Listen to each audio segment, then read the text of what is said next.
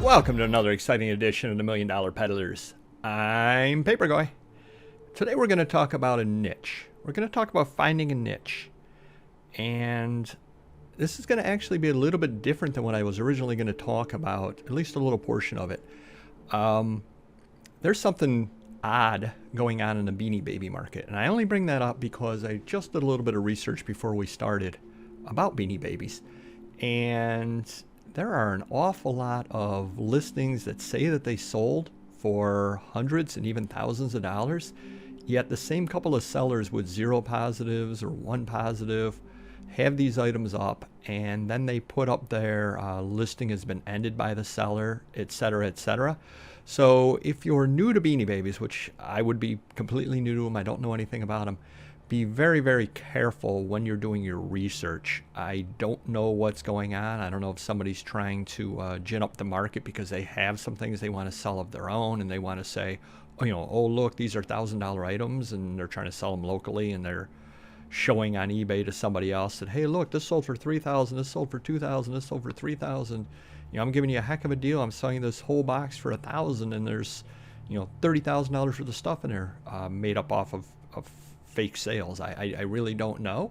Hopefully those sales all went through, but it's kind of odd where you've got a bunch of sellers that sold stuff a month and a half ago for crazy money, all with 0 positives, and apparently those sales probably didn't go through.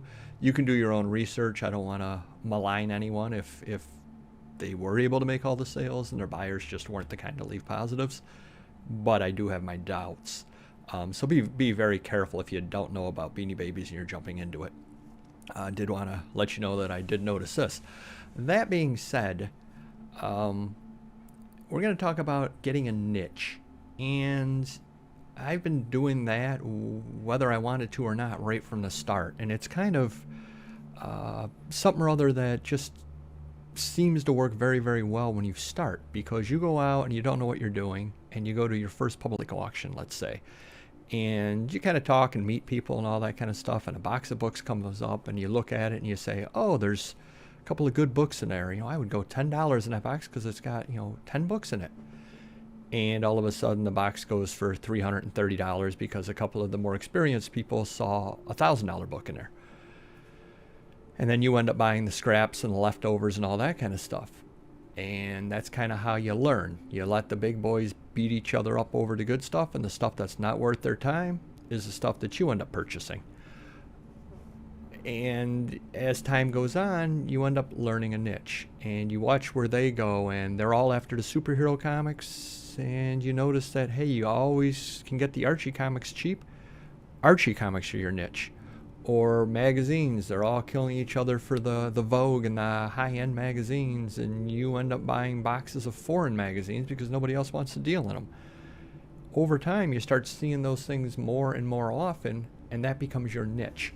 And you can make very, very good money in a niche because the average person looking at it goes, oh, I want Superman, I want Spider-Man, I want those, as far as the average dealer.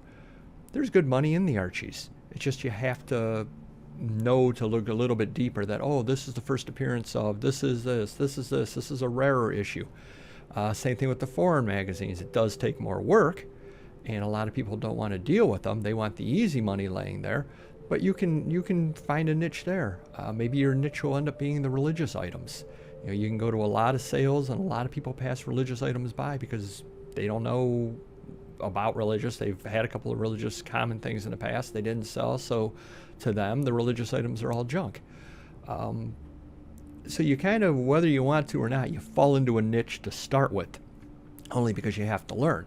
And over time, you can either move up the chain, which there's absolutely nothing wrong with, and you'll be one of the big boys fighting over the Vogue magazines, or one of the big boys fighting over the first edition of signed Hemingways, which is a great place to be if you can do it. But there's just as much money to be made, a lot more work, but just as much money to be made in buying the foreign editions of Hemingway, because nobody else wants to try to figure out what that Danish book is.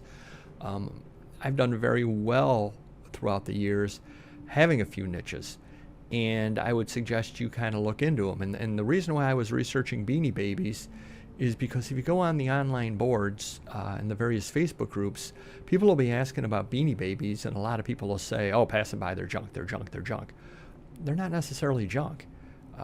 You have to know what you're doing. And again, I don't know what I'm doing on them, but I know there's tags, and apparently there are rarer tags, and there's some that have hearts on the back, and some that don't have hearts, et cetera, et cetera. Well, as time goes on, you can learn that stuff inside and out, because you can end up buying things like that, Beanie Babies, cheap. You could get into buying McDonald's toys, and everybody, 99% of people walk right by them, and you can begin to pick them up and begin to learn that, hey, these I have to lot together. This is actually a rarer one. This was actually pulled back out of production. This was a movie that was a bomb, and they didn't make very many of these because the promotion didn't go on very long, or whatever the case happens to be. So everybody starts off, when they first start off, kind of haphazardly, just because you don't have the knowledge and you're kind of buying everything. And there are there are three ways you can take it. You can either just kind of sit there and spin your wheels and not really make it anywhere, which is not a very good one. You can move up the chain, and where you were buying the dollar books, the Reader Digest condensed to start with, well, now you're not buying the Reader Digest condensed books. You moved up the chain, and now you're doing the Hemingway firsts and the first editions of F. Scott Fitzgerald and all that sort of thing. Or you can still be doing the Reader's Digest condensed books, but you become an expert in that, and you know that, oh, this is a very rare one because this is an uncommon one, this is the Canadian release, and you end up making a lot of money because everybody else walks by them. Meanwhile, you become an expert in a niche. So kind of think about that next time you're out there and you see a pile of stuff that everybody else has walked by and you don't know about it, and you say, it doesn't take up a lot of space, and I wouldn't really mind learning it, and I do see those things out all the time. 99% of people walk by them and think that they're junk. You can end up making a lot of money by realizing they're not junk, and lotting out and wholesaling the junk stuff out as you do pick it up. But meanwhile, picking the pieces of gold, you're almost painting for gold out there. You're picking a few pieces of gold out, getting top dollar out of them because you know how to market them, and then you're selling the junk off. And the other advantage of that is because so many people do think that it's junk, you probably can buy lots on eBay and that sort of thing. I mean, it's easy to replenish, and as long as you know what you're looking for and you know how to market it, people will be coming to you because you know what you're talking about. And when you say, oh, this is the third edition of, it truly is the third edition. Everybody else just sells it as is, and you're pulling the value out of it. So something other to think about. Nothing wrong with being in a niche. And again, we all want to be the guy flying around, globetrotting, going to the rare book shows and dropping $50,000 on one page of a Gutenberg Bible and flipping it for $75,000. Hey, it's a great way to make a living. Nothing wrong with that whatsoever. But most of us, even if we have aspirations to do it, will not be able to do it. So another way to make a nice little living is to get into niches. And the best place to look at a niche is the things you see all the time that everybody else walks by. And if you ask the old timers about it, they say, oh, that's junk, that's junk, that's junk. Because that means nobody sees the value in it except you. And that's where you can make a lot of money because your cost of acquisition is so low. You spend a little bit of time learning the item, and next thing you know, you're an expert in National Geographics, or you're an expert in Archie comics, or expert in Reader's Digest condensed books, or whatever the case happens to be. You're an expert in it, and you're making a lot of money buying the junk. And everyone else kind of looks at you and go, why do you want that junk? And you keep your mouth shut and you go, I kind of got a market. I just kind of wholesale it out. I'm getting it cheap enough. No big deal. I'm buying it for $5 and I'm selling it for $15. What are you going to do? It's a living. Well, they don't know you're actually selling it for $15 each because you're marketing it well. So good luck to you, and hopefully you find your niche.